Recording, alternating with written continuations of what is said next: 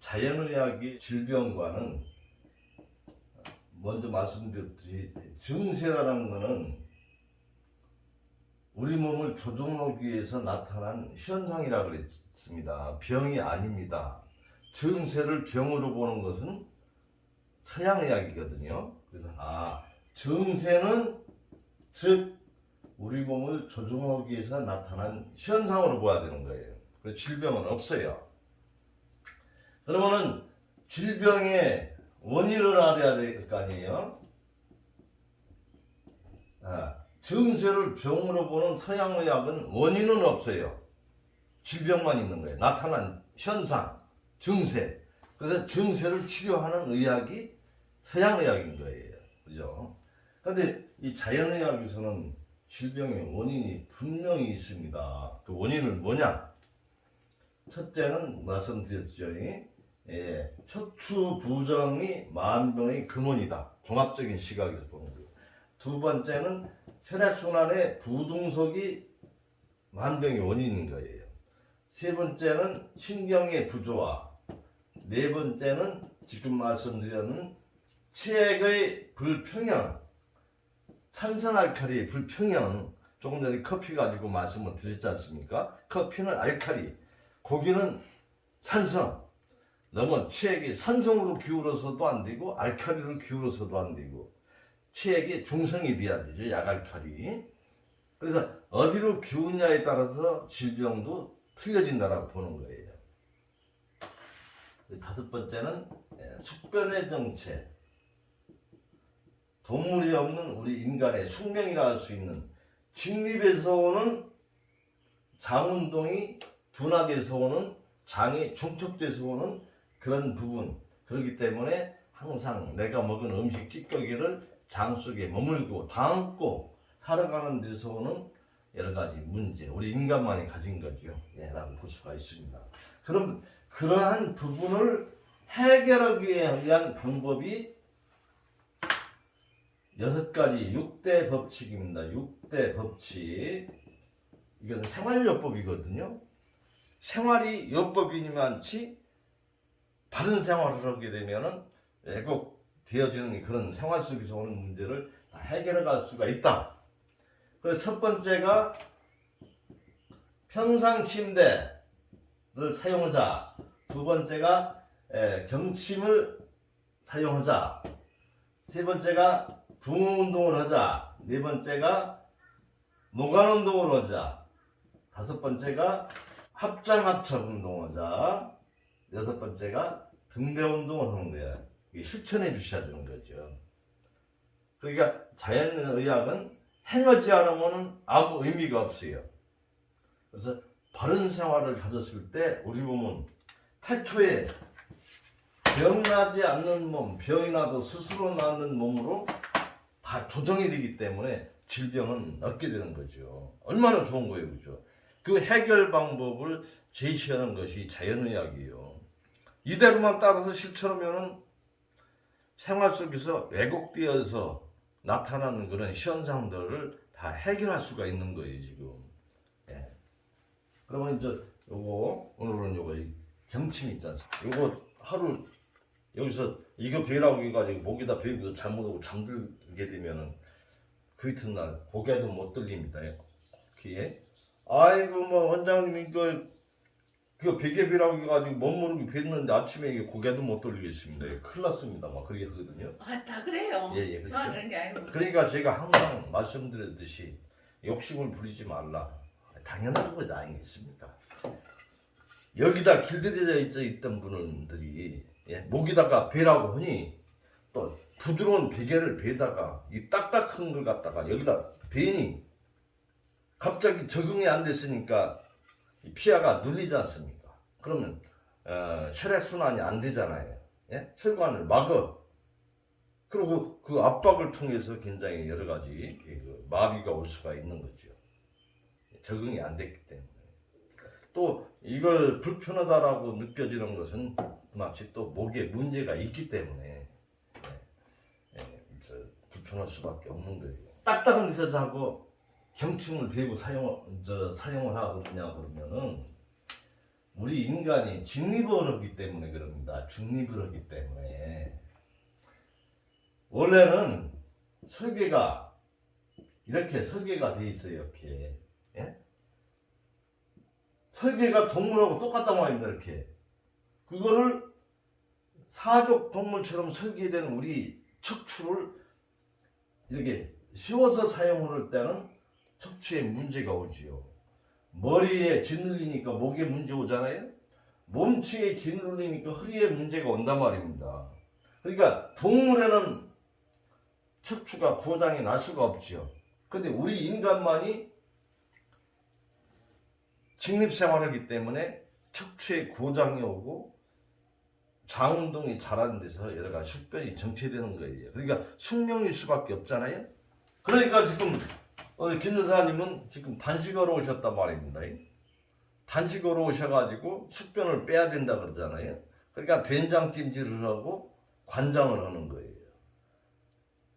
먹는 거를 차단한 상황에서 배설 쪽만 치중하는 거죠. 그러니까 그렇게라도 주기적으로 몸을 청소해 줄 수밖에 없어요. 우리 인간은. 어제도 그러고 선생님 말 듣고 한 번 더 하는 게 맞아요. 네, 그렇죠. 그렇기 때문에.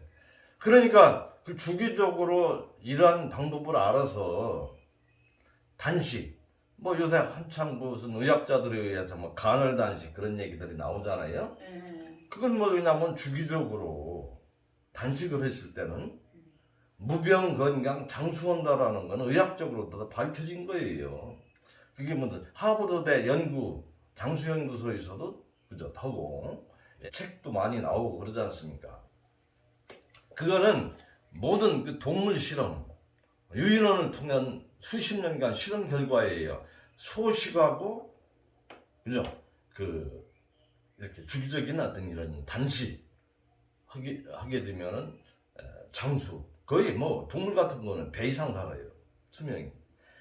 무제한식 식생활 그죠 동물들한테 주어지는 거 하고 제한적으로 식생활을 주고 주기적으로 굶겼을 때 그 수명은 배 이상 연장된다고 보십니다. 그러면 이 경침을 사용한다라는 것은 결국은 직립을 하기 때문에 그렇잖아요. 그러면은 조금 척추를 알아가야 되지 않습니까? 척추. 그러니까 우리 몸은 어때요? 목뼈를 뭐라 그래요? 경추라 그럽니다. 등뼈를 흉추라 그래요. 예. 허리뼈를 요추라 그럽니다. 꽁지뼈를 미추라 그래요. 그러면 경추가 7마디죠. 흉추가 12마디죠. 요추가 5마디죠. 미추가 9마디입니다. 그러면은 총 19, 24, 33마디 33마디로 이루어졌다고 보시면 됩니다. 그러면은 이 중에서 신경은 31쌍 이 신경에 의해서 우리 몸이 오장육부 전신을 지배를 하는 거예요. 그러면 경추 이 경침을 뱉을 때 조정될 수 있는 신경계는 목뼈 7마디입니다. 이게 등 쪽입니다. 여기 앞쪽입니다. 이렇게. 예.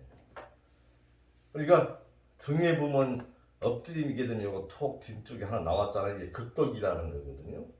그러니까 목뼈는 여기 하나, 둘, 셋, 넷, 다섯, 여섯, 일곱 여기까지입니다. 여기까지.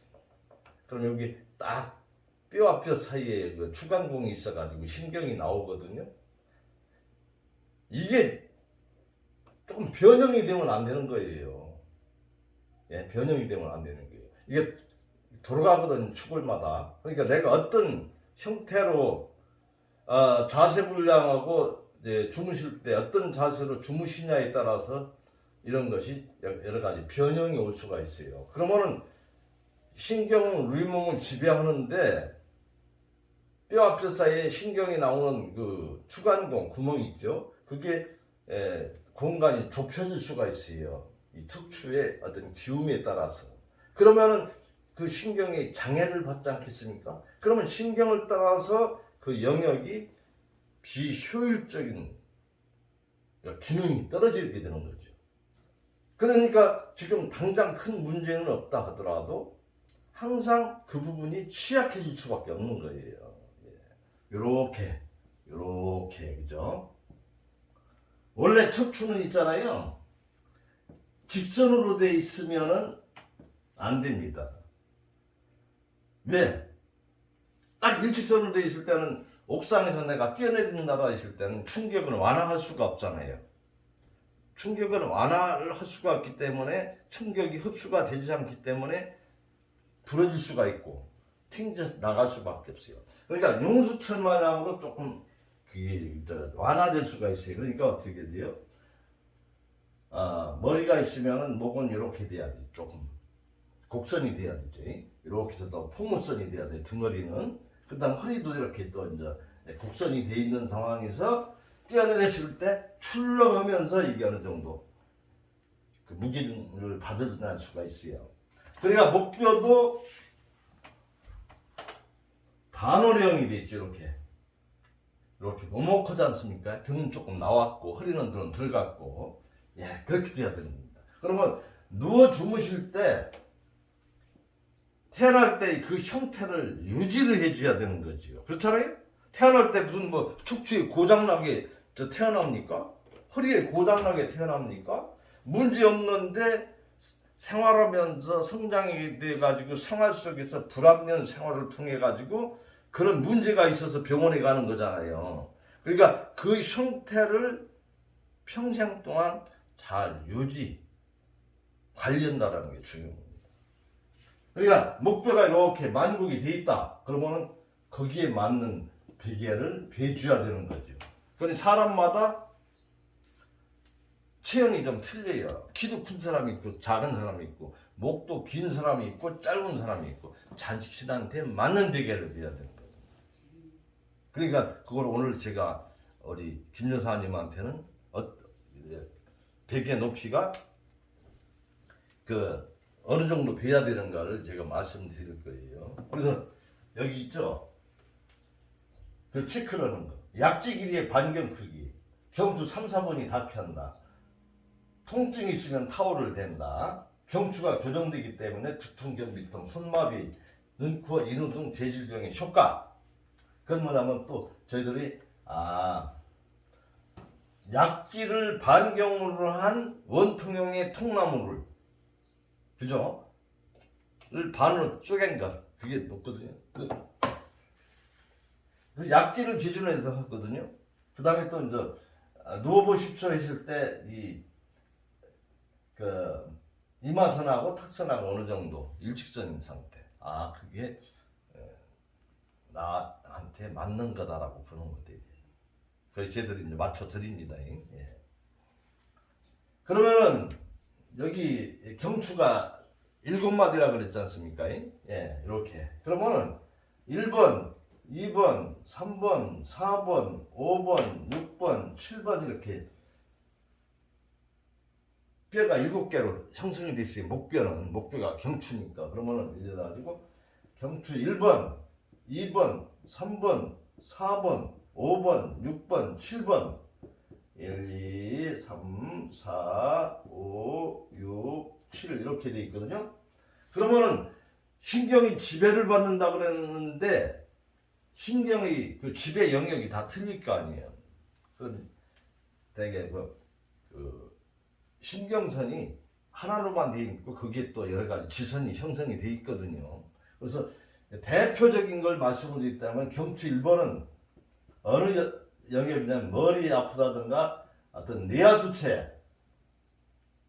2번은 주로 이제 눈이라든가 청각신경 기죠. 3번은 주로 이제 뺨 쪽하고 치아 쪽을 영역 맡고 있어요. 4번은 코라든가 입 쪽이거든요. 경추 5번은 목, 인후. 6번은 어깨 길이라든가 그런 분이지 않습니까? 7번은 팔절이라든가. 그러니까 나는 연세가 많은 분들 그러잖아요. 이렇게는 다 파리절인지 모르겠더라고. 손절이고. 그런 것은 거의 좀 목에서 문제 오는 부분이거든요. 목의 신경. 그러니까 신경, 목신경에서도 주로 이제 6, 7번하고 관계가 있다. 그러니까 주로 보면은 머리, 뇌하수체, 눈청각신경, 뺨치아, 코입, 목, 어깨, 팔 이런 부분은 주로 이제 이비인후과 계통이지 않습니까? 예? 이비인후과 계통. 목뼈에 문제가 있을 때는 이비인후과 계통에 문제가 온다라고 보시면 됩니다. 거기에 영향을 끼치는 거예요. 그러면 이 베개를 여기서 베라는 대로 베고 잡더만은 처음에는 고개를 못 돌리고 굉장히 힘이 들었는데 그래도 결론은 좋아진다라 그래서 꾸준하게 목에다 좀 관심을 가지고 교정하는 데 좀 노력을 하고 그러다 보니까 어느 새인가 시간이 흘러서 이걸 베고 자게 됐다. 이것도 막 코골이도 없어지고 어깨 결림도 없어지고 팔 저리는 것도 없어지고 막 굉장히 그 몸이 좋아졌다. 그런 경우들이 굉장히 많죠. 예. 그러니까 목 디스크 그죠? 차 타고 가다가 뒤에 어떤 차가 박아가지고 목을 삐끗했는데 그 뒤부터 머리가 아프다. 정형외과 같으면은 목뼈에 몇 번에 문제가 있더라. 그런 얘기가 많지 않습니까? 그게 그 얘기입니다. 그러니까 그런 걸 잘 이해를 해주셔야 되죠. 그런데 목뼈에 문제가 있는데 머리 아프다 해가지고 신경과에 갔더만은 스트레스 받아서 그렇다 얘기될 수가 있는 거고 정신적으로 문제가 있다 얘기될 수도 있잖아요. 그죠? 왜냐면 다 자기 전공이 틀리니까 신경과인 사람이 신경정신과인 사람이 척추하고는 또 그 사람은 그 영역이 아니지 않습니까? 정형외과는 또 척추하고 관련돼 있지 않습니까? 다 영역이 틀린 거예요. 예. 그렇기 때문에 각자 자기 전공 쪽에다 맞춰서 얘기할 수밖에 없는 거예요. 그러니까 여기 자연의학이라는 것은 어떤 단편적으로 건강을 보는 데가 아니고 건강과 관련된 여러 부분, 그죠? 종합적으로 이렇게 건강을 보는 거예요. 그러니까 그거는 의사가 해주는 게 아니고 내가 공부를 해서 떼엄쳐서 내가 해내야 되는 겁니다. 예, 그러니까 자꾸 저희가 말씀을 드리는 거예요. 경추가 그렇게 중요한 거구나. 척추가 잘못되면 모든 건강 부분이 무너지는구나.